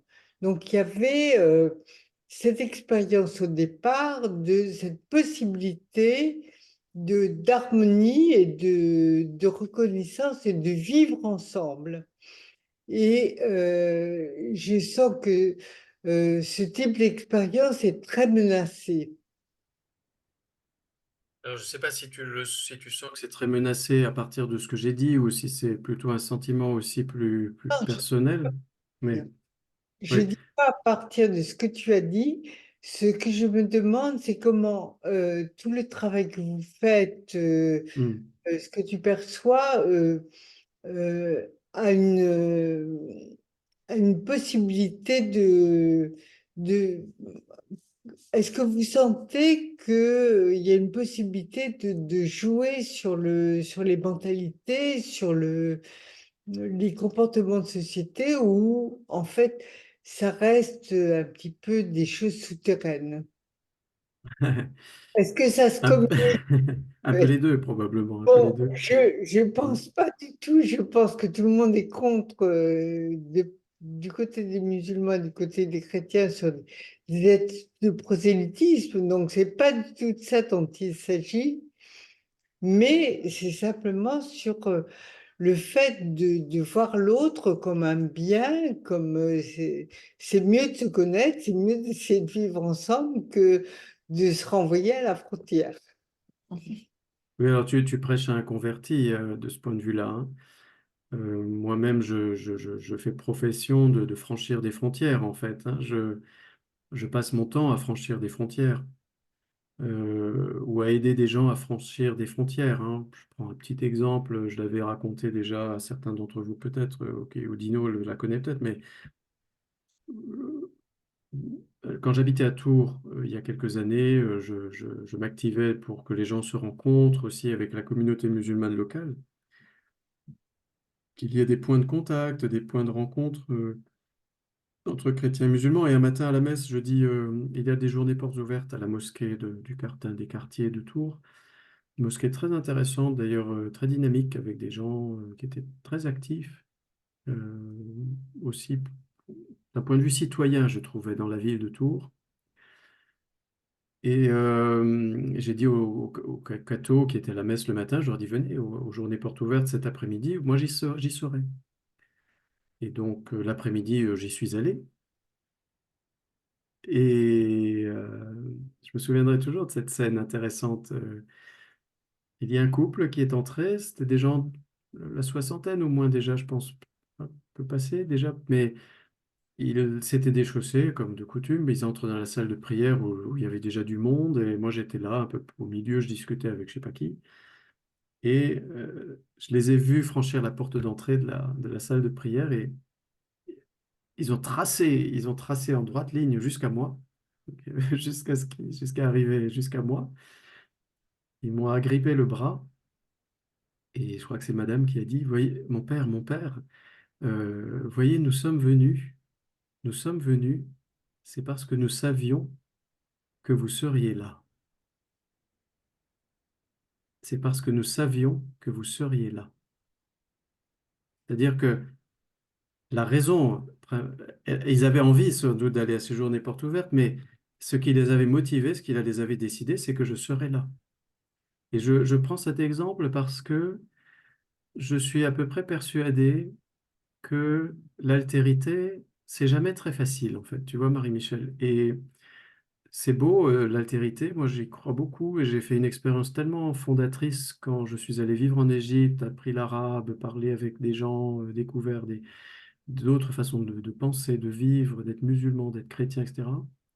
Oui, enfin, je suis absolument convaincu de ça. C'est une aventure époustouflante, je dirais même. C'est merveilleux, enfin, c'est merveilleux. Ceci dit, c'est éprouvant aussi. Il m'a fallu du temps parce on est souvent maladroit, hein, dans le début, au moins de la rencontre. On ne sait pas trop comment décoder les attitudes des personnes. On met du temps à comprendre de l'intérieur, en fait, comment elles fonctionnent aussi. Euh, et encore, sur mon expérience au Caire, je me souviendrai toujours de ce copain égyptien qui me dit un jour, après 8 ou 9 ans, je vivais au Caire depuis 8 ou 9 ans, il me dit, je me souviens de toi quand tu es arrivé il y a voilà, presque 10 ans. On marchait dans la rue ensemble déjà, tu te souviens, ouais. Et il me dit, vous savez ce qu'il me dit? Il me dit, ta façon de marcher n'est plus du tout la même dans les rues du Caire. Il me dit ça comme ça. Ta manière de marcher dans les rues du Caire n'est plus du tout la même. Maintenant, quand on te regarde marcher dans les rues du Caire, on comprend tout de suite que tu vis ici. Alors j'étais très étonné et il me dit oui, mais tu te rends pas compte, tu es imprégné en fait en fait de l'ambiance, et c'était bizarre hein, pour moi parce que je ne comprenais pas. Mais c'est pour dire parfois jusqu'où va l'imprégnation en fait du climat de l'autre. Je sais pas trop comment vous expliquer mieux cette affaire de ma démarche au Caire, parce que moi, j'avais pas l'impression d'être très différent. Mais, euh, mais bon, voilà, c'était sa perception. Dans cette histoire de Tours, ce qui m'a sauté aux yeux, c'était que les gens ont besoin de médiateurs. Et je me pense aujourd'hui comme un médiateur, si vous voulez, parce que je me dis, beaucoup de personnes ont besoin aussi qu'on les prenne par la main. Euh, Vous avez le droit d'en faire partie, hein. Je le dis sans aucun reproche.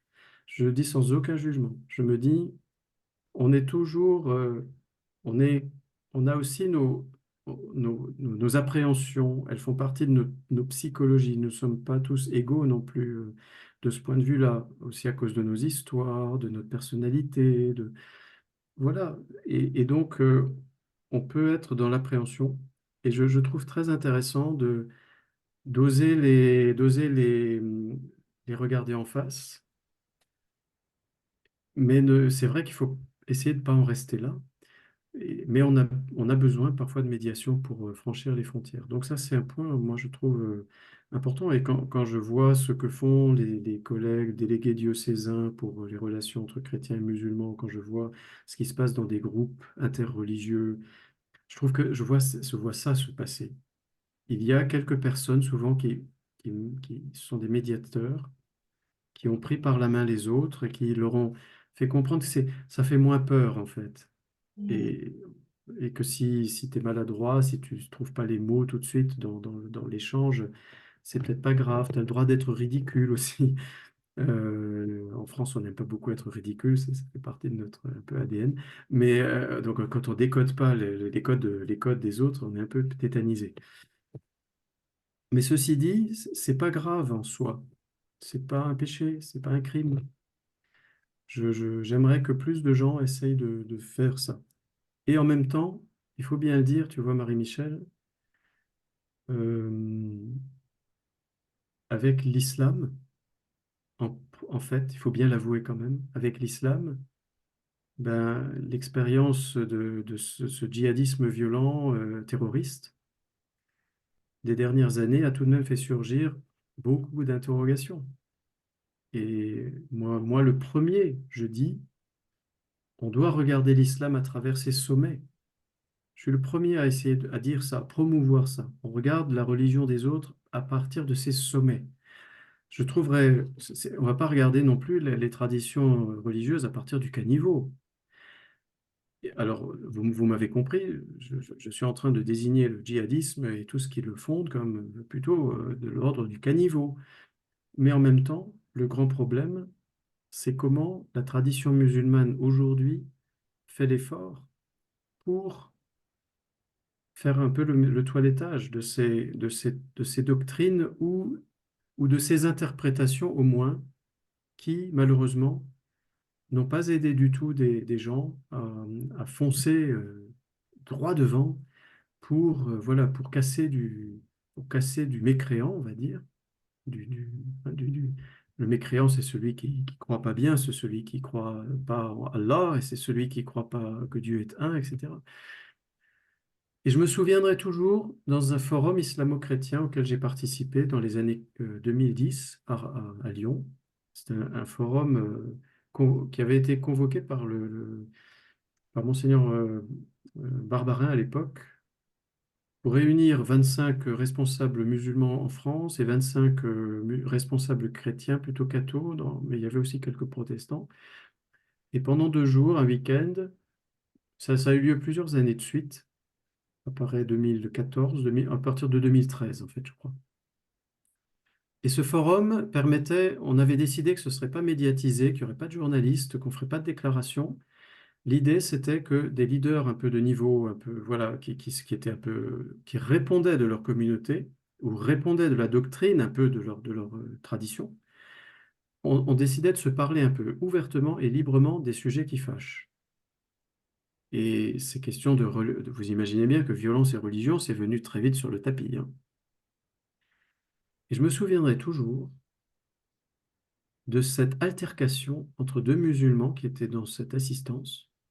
On avait décidé de mettre carte sur table, hein, et voilà, que le principe, c'était on va essayer de se dire les choses franchement, là où ça coince et là où ça n'avance pas.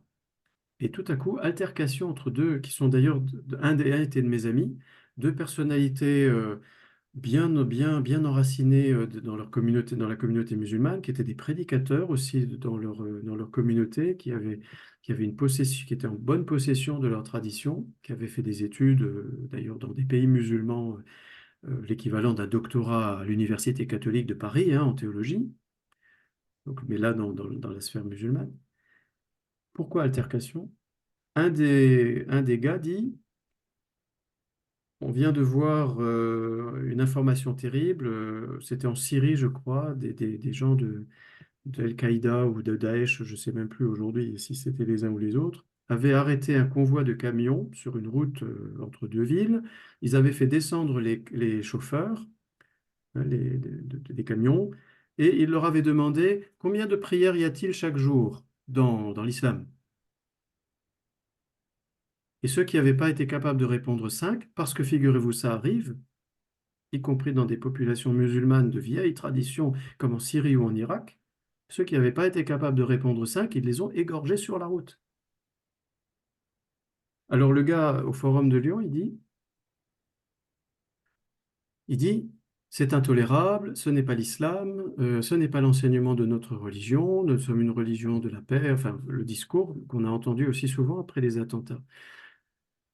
Et le gars qui lui a répondu, qui était un gars tout à fait aussi formé que l'autre, pourtant, mais mieux formé visiblement, prend la parole, après l'avoir longuement écouté d'ailleurs, et il lui dit, mon frère, je vais quand même te dire quelque chose, tu es vraiment dans l'erreur.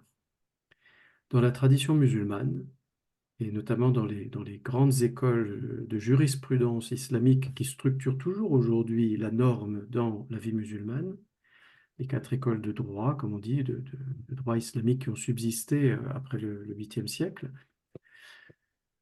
tous les sunnites, qui sont majoritaires, suivent une de ces écoles en principe. Il dit dans chacune des 4 écoles, c'est la mort qui est prescrite pour qui ne fait pas les 5 prières chaque jour. Alors en face, l'autre qui avait dit que c'était intolérable dit, mais non, qu'est-ce que tu dis? C'est sans fondement, etc. Et donc son répondant lui a dit, mais écoute, il a sorti sa tablette, il avait un certain nombre de patrimoines islamiques en arabe numérisés et des grands textes de la jurisprudence islamique médiévale, les sources donc. Il dit, tu veux que je te lise les textes? Il y a eu un silence de mort en fait dans l'assistance parce que l'autre n'a pas su quoi répondre. Et il avait donc les textes des 4 écoles de jurisprudence, de grands auteurs, c'est-à-dire de grands juristes de l'islam classique, c'est-à-dire des gens qui sont du niveau d'un Thomas d'Aquin pour nous catholiques, qui ne sont pas du tout des premiers venus, c'est des gens qui ont structuré une doctrine classique de l'islam sunnite. Donc, je ne veux pas vous faire peur en vous disant ça, mais c'est juste pour vous dire, à l'intérieur de l'islam sunnite, notamment, et aussi chiite d'ailleurs, il y a actuellement une confrontation dont nous n'avons même pas idée entre les intellectuels qui sont en possession de ce patrimoine, qui peuvent vous réciter des kilomètres et des kilomètres d'ailleurs de tradition médiévale, parce qu'ils sont bien en peine encore aujourd'hui pour dire comment ils vont toiletter, comme je disais tout à l'heure, c'est un petit mot, toiletter des aspects des doctrines musulmanes qui malheureusement, je pense, ne reflètent effectivement pas les sommets de la tradition religieuse de l'islam, mais qui pourrissent l'entrée de l'islam dans la modernité. Et un autre exemple, table ronde à Strasbourg, il y a quelques mois, Tarek Oubrou, le grand imam de Bordeaux, et Naila Tabara, une musulmane libanaise, plutôt libérale. Tarek Oubrou, grand imam de la mosquée de Bordeaux, un homme plutôt façonné initialement par la matrice des frères musulmans, mais qui s'en est éloigné, qui garde un discours assez classique, mais qui essaye en même temps de trouver des voies plus libérales. Bon, le débat portait sur les femmes en islam. Évidemment, la question afghane est très vite arrivée sur le tapis. Dans l'assistance, il y avait 200 personnes, musulmans, notamment musulmanes, et des gens de Strasbourg, de la région. Et la question est tombée, qu'est-ce que vous pourriez dire aux talibans qui sont en train de supprimer à nouveau l'accès aux écoles pour les filles et renvoyer les femmes à la maison sous la burqa, etc. Naila Tabara, plutôt musulmane libérale, une Libanaise qui d'ailleurs sans voile sur la tête, qui travaille au Liban, qui promeut le dialogue interreligieux et qui mène vraiment un combat. Elle dit, c'est le Moyen Âge, c'est intolérable. De toute façon, le Coran, ce qui est vrai, prescrit religieusement une égalité de l'homme et de la femme. Et puis, en plus, la tradition islamique est unanime un peu à toutes les époques pour dire que la connaissance est une clé de la vie humaine la plus digne et la plus civilisée. Et que c'est un devoir même qui plaît à Dieu que de se cultiver et d'acquérir de la connaissance. Elle dit, sur cette base-là, pour moi, c'est clair que les talibans sont dans l'erreur.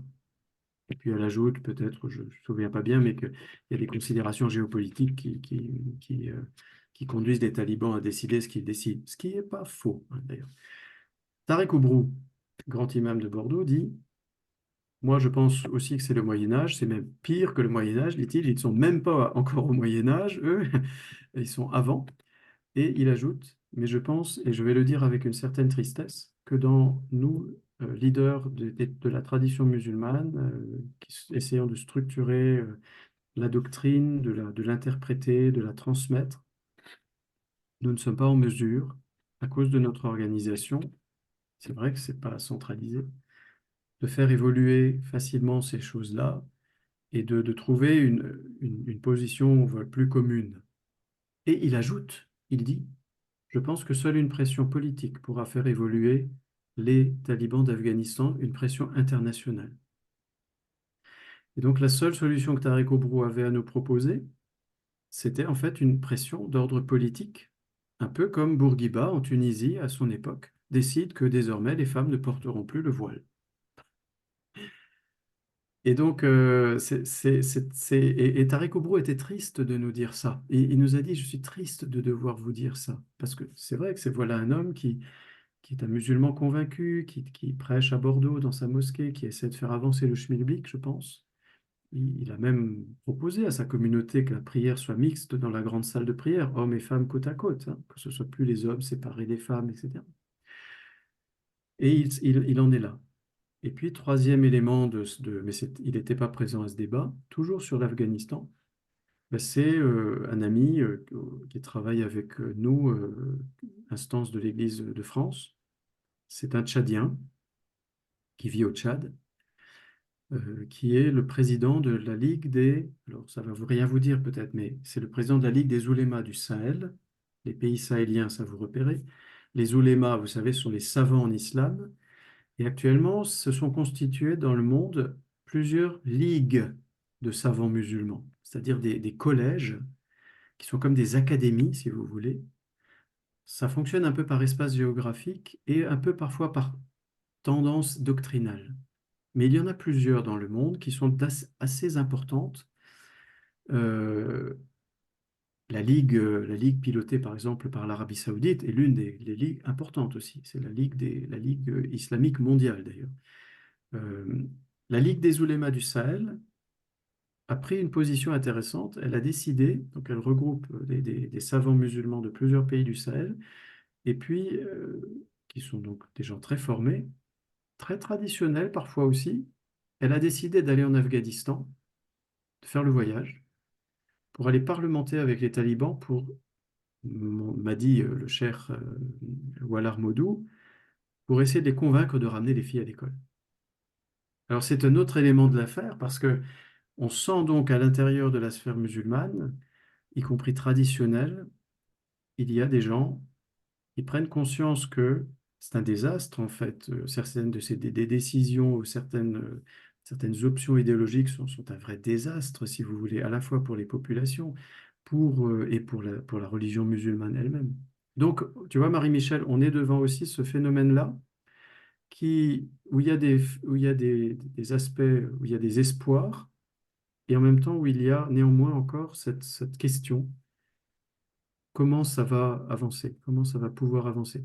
Mais vous savez, je vous parle là de l'islam, mais quand je vois ce que le patriarche orthodoxe russe a réussi à faire et à dire au moment où Vladimir Poutine s'en prend à l'Ukraine, je pourrais dire, vous voyez bien le problème, vous voyez bien, je ne suis pas en train de faire la leçon aux musulmans, je suis en train de dire, il y a des défis dans les religions mondiales, chez les évangéliques, les orthodoxes russes, pour ne pas les nommer, et à l'intérieur, je sais qu'il y a des débats.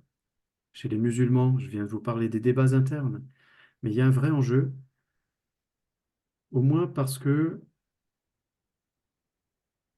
euh, oui, il faut espérer que les religions arrivent à sauver un peu leur crédibilité quelque part. Les institutionnels font leur job, doivent faire leur job, Mais l'autre partie du job, bah, c'est celle dont tu parlais, Marie-Michel. C'est la partie qui est entre nos mains à nous, petits pions, simples citoyens, qui essayons d'être des médiateurs à notre façon, selon nos engagements, en essayant de nous abreuver le mieux possible pour comprendre le contexte, comprendre les enjeux, comprendre pourquoi les gens sont bloqués. Voilà. Et, et franchir ces frontières, comme je le disais tout à l'heure, n'est pas toujours évident. Euh, mais moi, je crois profondément que ça, c'est ma foi qui va vous parler maintenant. C'est Jean-François en tant il essaye d'être un croyant chrétien. Moi, je crois profondément que euh, le royaume de Dieu ou l'expérience du salut, c'est très profondément et très premièrement, fondamentalement même, une expérience de relation restaurée, une expérience de lien restauré, si vous voulez, une expérience de lien euh, refondée. Je crois profondément ça. Et je crois profondément que là, je parle en chrétien peut-être d'abord, mais je suis assez convaincu que la théologie biblique transporte avec elle ça.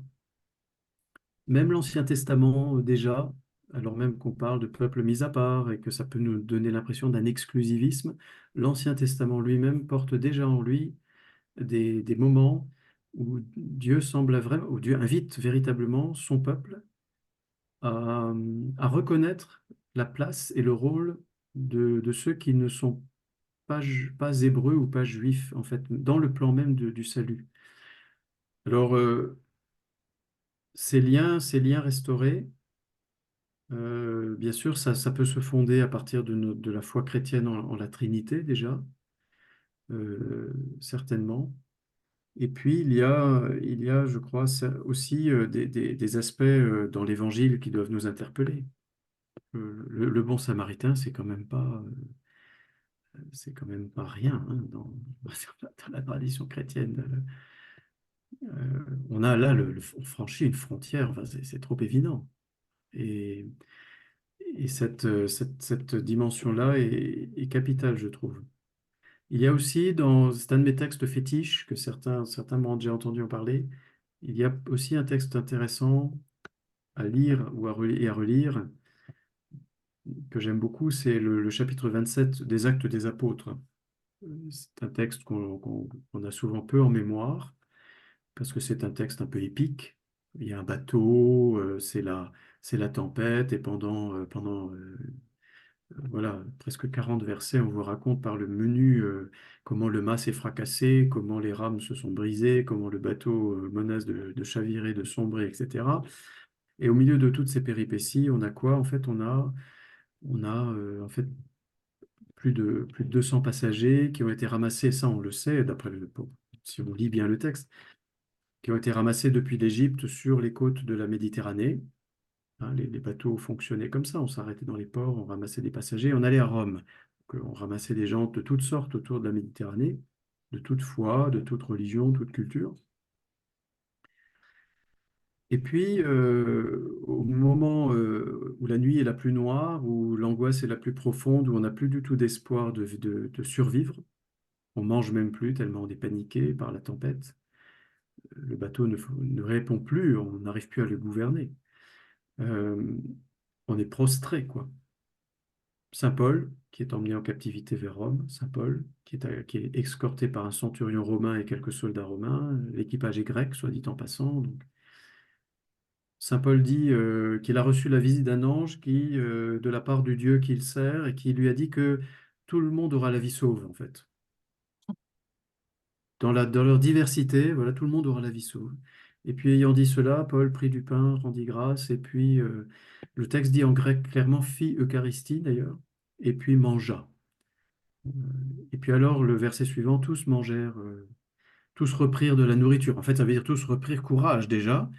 Et puis tous reprirent de la nourriture. C'est intéressant parce que tout à coup, il y a un repas qui s'est mis en place là où tous se remettent à manger au même moment, en fait. Et c'est pas anodin, parce que quand on commence à manger ensemble aussi, on est profondément reliés par cet aspect de notre besoin élémentaire. On est renvoyés tous à notre fragilité devant la mort, le besoin de vivre, de s'alimenter, de survivre. Et chose très intéressante là, c'est que ce moment où Paul rompt le pain est encadré de deux très belles mentions dans le texte qui dit c'était la 14e nuit, deux fois. Voilà, la 14e nuit, ça vous dit peut-être rien, mais quand on ouvre le livre de l'Exode, la 14e nuit, c'est la nuit pascale.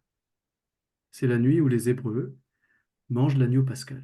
C'est-à-dire, c'est la nuit où ils savent que Dieu va les faire sortir de l'esclavage, va les faire sortir ensemble en plus, il va les faire sortir de la captivité. Et on est donc dans Acte 27, dans une expérience pascale où la mort va être remplacée par la vie pour tout un groupe de personnes, plus de 250 personnes. Ils sont échoués sur les côtes de Malte au petit matin, tous. Pas un ne meurt, dit le texte. Ni les Romains, ni les Grecs, ni les autres. On ne sait pas trop d'où ils viennent tous, mais ils sont évidemment divers. Ce n'est pas que des chrétiens ou des disciples de Jésus, si on ne veut pas être trop anachronique. Et ils se réunissent tous, accueillis par les barbares de Malte. Le texte dit les barbares, en grec, les barbaroi. Et quand on disait barbaroi, vous savez, dans l'Antiquité, on se préparait à être dévoré tout cru, hein, en général aussi un peu, hein. Donc les barbaroi de Malte les accueillent en fait très bien, tous ces naufragés, leur font un grand feu et les réunissent tous autour d'un grand feu. Donc tout le monde est réuni, tous ces gens qui avaient affronté la mort et dans leur diversité, ils se retrouvent reliés dans la vie avec les barbaroi de Malte, d'ailleurs les barbares de Malte, qui se retrouvent eux aussi finalement de la fête. Et je me dis, ce texte qui nous a mis l'Eucharistie là, au milieu, tout à coup, un geste eucharistique au moins, et pour ceux d'entre vous qui pratiquez ça, signifie quand même dans cette distribution, vous voyez, que nous sommes reliés par un lien nouveau et c'est pas pour rien qu'on dit la paix du Christ soit avec vous, hein, au moment où on va communier quand même. C'est pas inutile, hein, de le rappeler. On est reliés par un lien nouveau. Et là, dans ce signe eucharistique qui désigne, qui me parle vraiment de la promesse de Dieu, d'aller ensemble dans la vie, pour des gens qui sont pas tous disciples du Christ, pour moi, c'est fondamental, quoi. Donc, on a tous à regarder les ressources dans nos traditions religieuses, je pense, de ce qui nous relie profondément aux autres. Et les musulmans peuvent aussi trouver dans leur tradition ces choses-là. Je pense que dans beaucoup des religions, on a ces ressources. Et vous savez qu'il y a au moins une chose fondamentale, c'est que la règle d'or, la fameuse règle d'or, elle est partagée à peu près par toutes les traditions religieuses. Ça veut dire que il y a là, voilà, c'est un des exemples, mais il y a des fondements possibles. Et le pape François, avec donc l'imam des Lazars, ont signé en 2019 ce texte. Ils disent entre autres, il faut que chaque tradition religieuse rende compte de l'existence des autres dans leur tradition. Qu'elle fasse l'effort de dire, eh bien les autres, oui, nous les considérons, nous avons de la considération pour eux, voilà pour telle et telle raison. Voilà pourquoi, et notre tradition soutient cette considération pour eux. Alors, je ne peux pas faire le travail à la place des musulmans non plus. Moi, déjà, je rencontre des musulmans pour qui ça, c'est clair, en tout cas. C'est clair, il faut une place dans leur cœur, dans leur prière aussi, un certain nombre d'entre eux, aux autres, aux chrétiens, aux juifs, voilà, aux incroyants même. J'en rencontre et ils sont nombreux et ils sont bien dans leur pompe. Voilà, mais il reste peut-être un peu du travail à faire. Et l'essentiel, c'est qu'on s'accompagne parce que nous chrétiens, avons-nous toujours compris ça? Non. Voilà, nous avons fait du chemin. J'ai dit récemment je ne sais plus si c'était un journaliste ou... Non, c'était l'animatrice d'une table ronde là, qui m'invite dimanche prochain. C'est le Forum de religion mondiale pour la paix dimanche à Paris. Et je suis invité sur une table ronde et j'ai dit à l'animatrice prévue, qui est Bahaï, J'ai dit, nous catholiques, nous avons vécu une révolution copernicienne avec Vatican II. C'est tout. C'est pas pour dire qu'il y avait aucun catholique qui allait à la rencontre des autres avant. Mais au plan de la prise de position officielle du catholicisme au concile, c'est seulement au concile qu'on a cette révolution copernicienne. Donc, je pense qu'on, je veux pas être, je veux pas faire le fier non plus devant les musulmans. Il y a des gens qui disent aux musulmans, oui, vous n'avancez pas assez vite. Oui, vous lisez toujours votre texte coranique littéralement. Oui, oui, bon, enfin, regardons le temps que nous avons mis pour arriver là. Et, et ce sont des investissements lourds, l'interprétation des textes, pour articuler cette interprétation avec la modernité et les sciences humaines, ce sont des investissements lourds, mais ils sont nécessaires. Ça, Marie-Michel, pardon, hein, quand tu me lances sur un truc, tu vois, je pars sur les pauvres, ils doivent être assommés tous là. Non, j'ai Je les noté, regarde, il y en a qui se sont cachés depuis un moment, peut-être sont allés boire un coup ou prendre un non, j'ai noté à corto. Fabrizio si on a encore le temps de poser de donner la parole pour tes questions. Attends, est-ce que je pourrais intervenir, moi, Régis? Bonsoir Régis, Allô? salut. Salut. Non, ce qu'il y a, c'est que ce que tu viens de dire là, moi, ça correspond à une phrase tu sais, la phrase célèbre de Pierre Claverie. Je ne possède pas la vérité. Je suis à son service, je la recherche et j'ai besoin de la vérité des autres. Et je trouve que ça, personnellement, c'est capital. Parce que moi, personnellement, j'ai pris au sérieux l'islam, ça m'a décapé et je suis plus chrétien maintenant. Je suis davantage chrétien. Et je crois que ce qui est intéressant alors maintenant au niveau collectif, c'est que moi je vois les groupes d'amis que j'ai musulmans ici, ils me disent que ils sont détestés par les fondamentalistes d'Arabie Saoudite ou du Pakistan, parce qu'ils disent ils sont influencés, ils se laissent influencer par les autres et ils ne possèdent plus leur vérité.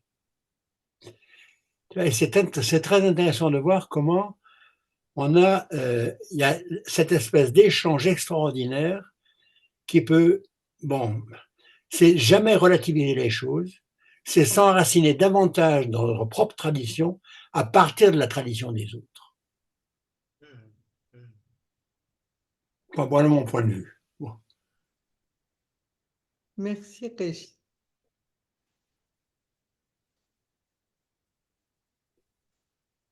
Est-ce qu'il y a d'autres questions? Notamment, je pourrais dire aussi qu'il y a quelque chose qui est un peu effrayant actuellement. Bon, tu parlais de la façon dont l'utilisation des religions actuellement. C'est sûr qu'il y a quand même actuellement une instrumentalisation des religions qui est effrayante. Et ça se trouve aussi dans le christianisme avec un certain nombre de gens. Bon, il n'y a qu'à voir Trump, ce qu'il fait avec bon, etc. Bon, mais aucune importance. Ce qu'il y a, c'est que là, il y a une instrumentalisation générale et pour laquelle il faut essayer d'aller. C'est-à-dire que nous, on a la chance actuellement d'être dans un milieu culturel qui nous permet de parler les uns avec les autres. Eh bien, il faut arriver à dire que c'est ça l'avenir. Voilà. Bon, c'est tout. Oui, oui, tout à fait d'accord. Oui. Tout à fait d'accord. Tu sais, Régis, je me dis souvent que il faut pas attendre. Il faut pas, mais je le vois chez les musulmans d'ailleurs aujourd'hui qui creusent des manières nouvelles de parler de l'islam en profondeur d'ailleurs. Il faut pas attendre d'abord que nos institutions aient fait le premier pas et bougé en premier. Il y Elles a comme bougeront jamais en premier. déjà. Et il y a donc une sorte de responsabilité de chacun avec les moyens qu'il a. Hein. Attention, hein, je ne demande pas à chacun de se transformer en prophète. Avec les moyens que chacun a, oui, de vraiment cultiver parfois ce qui est même un jardin secret, dans certains cas, un jardin personnel, qui est fait de cet art de tisser les liens et Alors de le faire à la manière dont Régis l'a exprimé à l'instant, que je trouve très belle et qui me parle beaucoup aussi, de le faire de différentes manières. Il y a tant et tant de manières d'être dans la proximité avec autrui, hein. Il y a la vie quotidienne, il y a tellement de mamans à la sortie des écoles qui se parlent et qui sont de cultures et de religions différentes aujourd'hui. Je les plains parce que les pauvres, elles vivent éventuellement des choses tout à fait positives. euh, et voilà, mais l'actualité médiatique est dominée par les moments de- comment dire, d'exaspération, et effectivement de dérapage aussi, intolérable même parfois. Et on ne voit pas non plus suffisamment ces moments-là. Combien de gens coopèrent dans les associations, collaborent sur les terrains caritatifs, dans tant d'associations. Moi, je dis même, après les attentats en France, ce qui a permis à la société française de tenir le choc et de ne pas totalement partir en vrille, parce qu'il y a plein de gens qui vous disaient dans les médias, ça va être la guerre civile. Et même, il y avait des musulmans terrifiés aussi. Les Français vont nous sauter dessus dans la rue, enfin, on va nous tuer, on va nous tabasser. Enfin, on a eu ces réactions-là. Après Charlie Hebdo, après combien de musulmans étaient terrifiés? Ben non.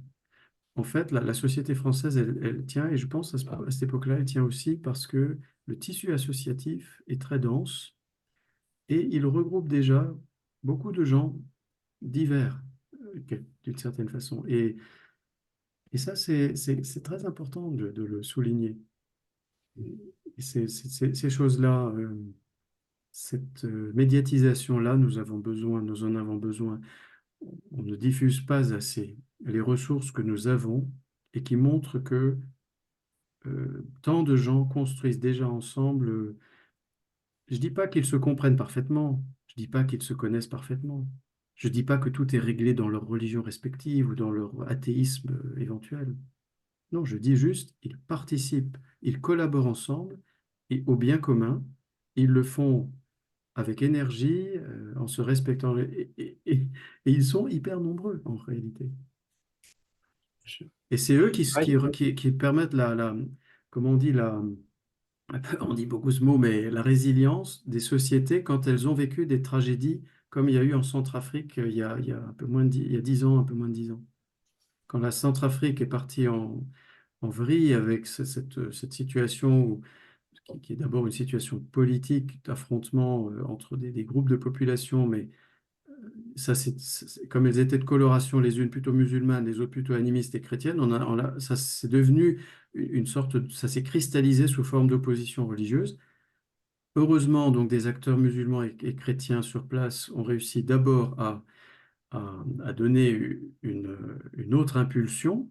Et quand les combats ont cessé, quand l'acharnement a cessé des deux factions, eh bien, ce sont ceux qui avaient déjà cultivé, et qui continuent à cultiver des relations apaisées qui ont permis à la Centrafrique et qui permettent aujourd'hui à la Centrafrique de se reconstruire.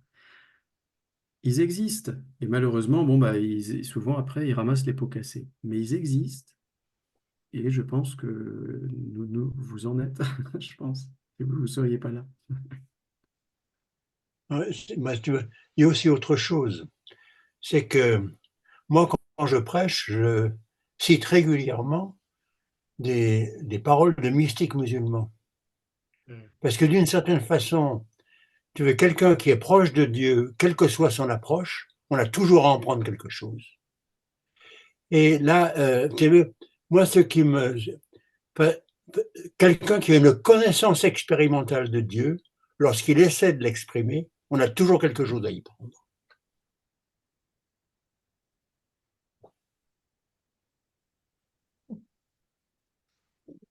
Merci.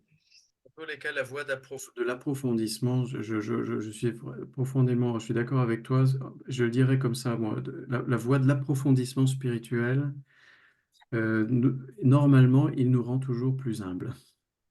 C'est-à-dire que celui qui va dans les profondeurs de l'expérience spirituelle,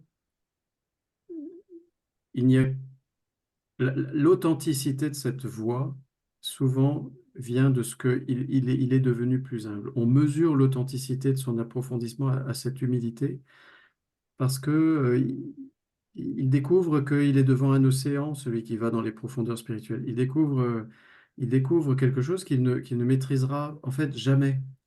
Comme tu disais, une vérité sur laquelle il ne pourra jamais mettre la main, qui est toujours plus loin. Et donc, ce choc-là, rien que ce choc-là, vous rend normalement beaucoup plus humble et vous amène à regarder les autres comme des chercheurs aussi. Et, en fait, on entre dans une posture de chercheur à ce moment-là. C'est pour ça que la voie spirituelle dont parle Régis, mystique ou pas mystique, moi je pense qu'elle s'authentifie là, quand on devient vraiment un chercheur. Parce que parfois, en même temps, j'ai l'impression que certains se disent mystiques ou se disent touchés par la grâce, ou touchés par Dieu, en ligne directe avec lui, mais je me méfie de leur mystique à eux parce que je la trouve un peu dévoyée. Je ne sais même plus de la mystique à ce niveau-là.